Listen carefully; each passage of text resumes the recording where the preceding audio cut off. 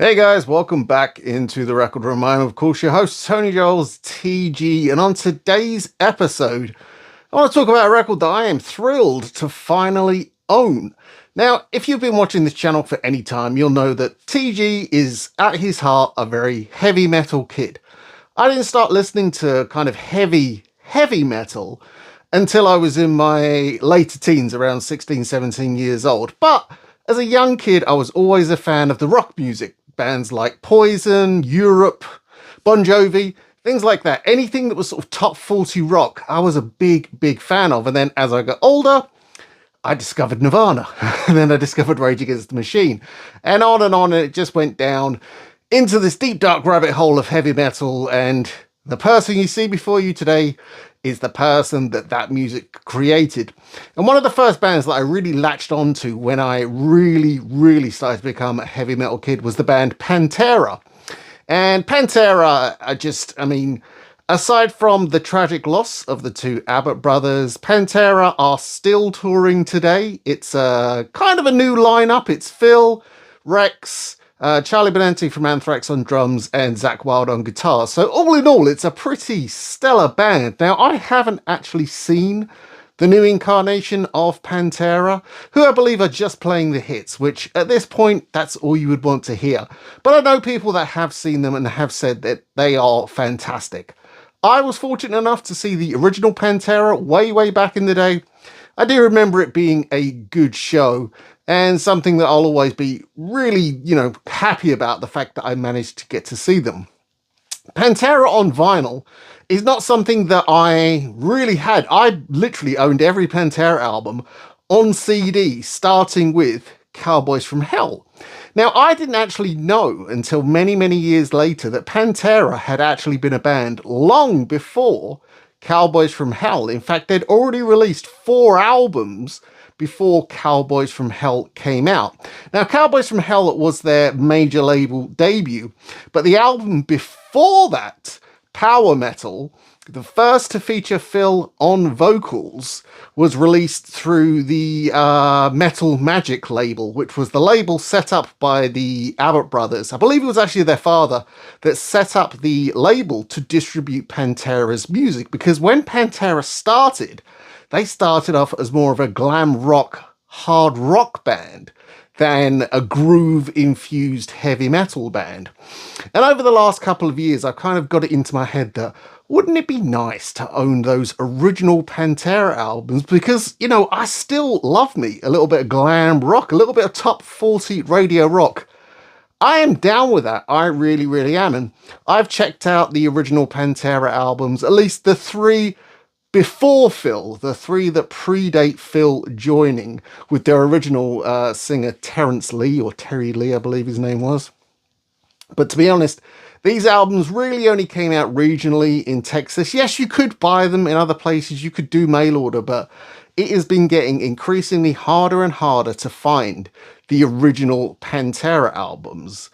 But in saying that, the reason I'm here today is because I actually have managed to track one down, and it happens to be my favorite of the original 3. This is Pantera, Projects in the Jungle, which was their second album.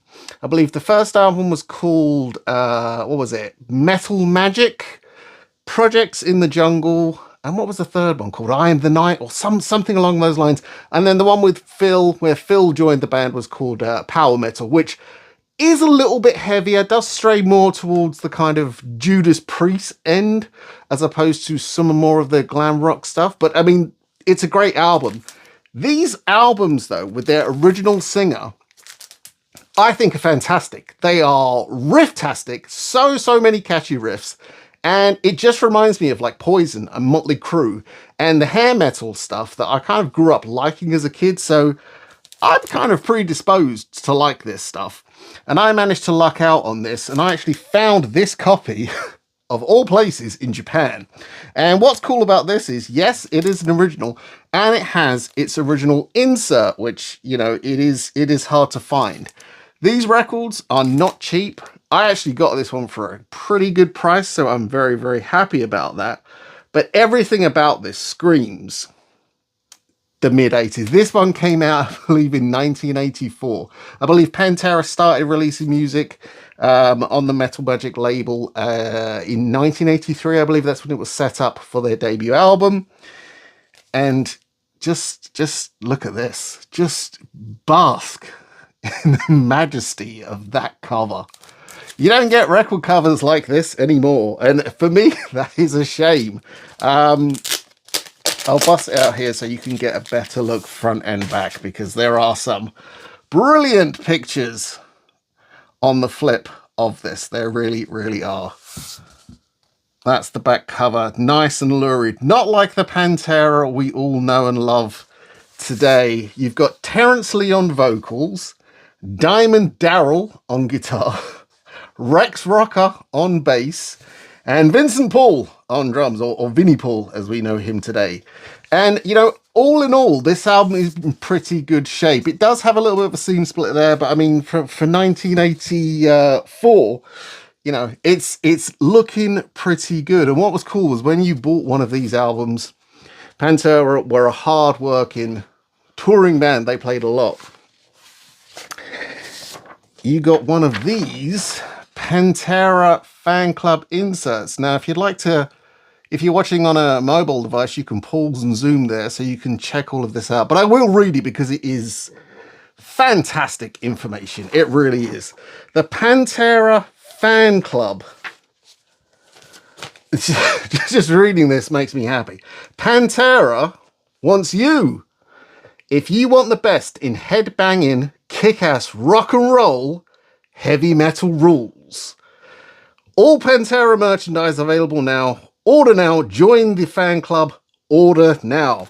They're really trying to hammer home that order now. So if you were to join the Pantera fan club, what would you get? Well, you get info on Terry Lee, Diamond Darrell, Vince Paul, and Rex Rocker. Concert information, tour dates, new record releases, t-shirt updates, and advanced video info. You will receive new concert pick and other updates every 3 months. You will also have the chance to buy all new Pantera merchandise and records prior to the street release. All of that for the bargain price of $5 US. If only I had a time machine. I mean, in 1984, I was 6. So there's a good chance that I wasn't listening to Pantera. Although if I'd have been exposed to it, I might have wanted to have joined the Pantera fan club. But the stuff that's available here, a Metal Magic LP or cassette. Imagine finding the first Pantera album on cassette.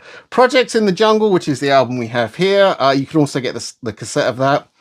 A Pantera tour jersey for only $9. I would love to see one of these bad boys. A Pantera Rocks button.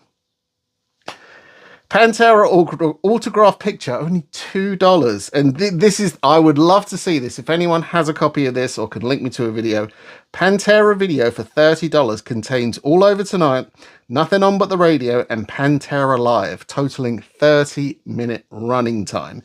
You could order this and you could actually have it sent to overseas as well. So it wasn't like it was just a US thing.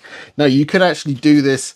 It was just check or money order back then and have it shipped to, you know, the Pantera mailing address. Now, the record itself and its original inner sleeve do have some wear and do have some of those, I don't want to say liver spots because they're not, they're mold spots. But the best thing to do as soon as you get a record like this is to give it a clean. Now, this one has had a clean, and honestly, whoever had this probably didn't love it as much as I am going to, because it does look like it has barely been played. Side A does have a few little mold spots on it, but again, nothing I'm concerned with, and also something that I've already started taking measures to prevent so that it will not go any further, putting in a nice poly-lined sleeve. Now, all this has done, though, not only has it stoked my fire to listen to more Pantera, but now I'm on the hunt for the other 3 albums, the 2 with Terry Lee and the 1 with Phil. Now, they are out there. You can get them, but they are expensive. They are not cheap records to hunt down. However, if you would like to listen to them, I would say YouTube Music here is your friend. They're not available on streaming services other than YouTube Music. They're not available officially, I will say. I think there's one song that you can actually stream on the sort of the official channels. Well, YouTube is an official channel.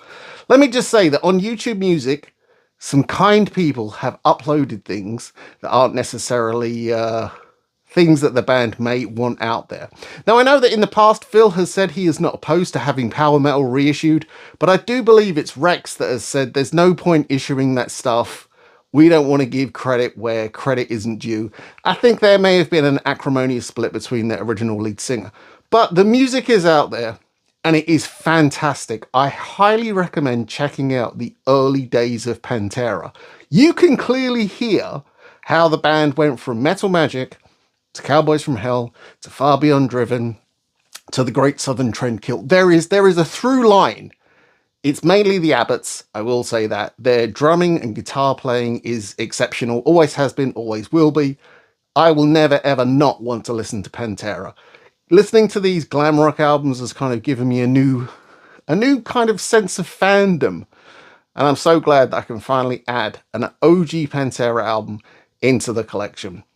But that's it for this episode. I hope you have enjoyed it. Are you a fan of the OG days of Pantera? Do you have any of these original albums? Please reach out and let me know in the comments down below. But in the meantime, stay gold and spin those blackest circles.